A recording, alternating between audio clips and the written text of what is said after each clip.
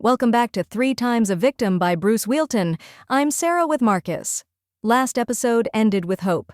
Bruce found his attacker's phone and gave it to police, thinking justice would follow. Today we cover chapters 10 and 11, how that hope became Bruce's worst nightmare.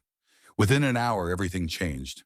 Police returned, and Bruce heard over their radio, a woman had been sexually assaulted out here. The male officer puts Bruce in handcuffs. Bruce describes being terrified beyond belief, frozen, dazed and confused. He notes the physical assault felt less threatening than this false accusation. His freedom and sense of self as a person in a social world were threatened. At the police station, Bruce immediately sees his attacker and says matter-of-factly, "She's the one who attacked me," but he's completely ignored and taken to interrogation instead. Bruce describes his psychological response.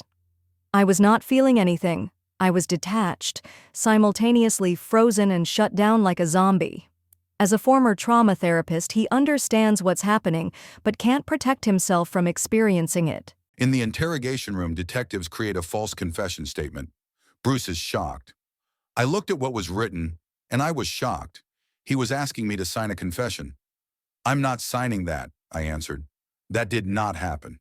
Despite his refusal, despite his blood everywhere, despite witnesses seeing Anna enter willingly, Bruce is charged with second-degree kidnapping and second-degree sexual offense. Chapter 11 is titled Holding the Victim Captive. Bruce writes, "The police who were supposed to protect me now held me captive. Just hours ago, I had been the helpless victim of a brutal attack. And yet here I was, locked away behind bars." At his arraignment, Bruce desperately tries to tell his story to the public defender. Her response? "Tell this to your lawyer when you're assigned one." She barely looks at him. Even more devastating, his parents' reaction. Bruce calls them, choking on my tears, my voice shaking with desperation. "Mom, Dad, please help me. I can't be here. I can't cope with this." Their response was chillingly detached. My father's voice was flat and emotionless. "No, we can't afford it." A social worker tells Bruce something that haunts him. "No matter what happens, there will always be people who believe you're guilty."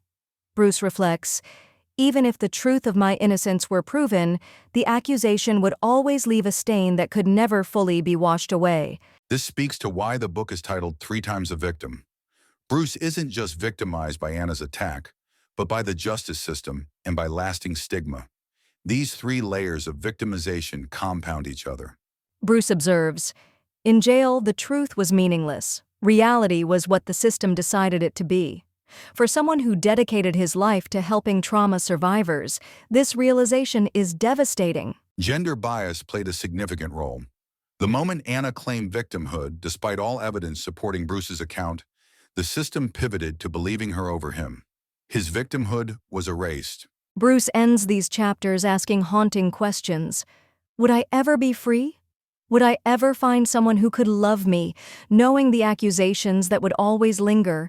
Would anyone see me as more than this false image Anna had created? What happened to Bruce represents a systemic failure that could happen to anyone. When systems designed to protect instead cause harm, we all become vulnerable.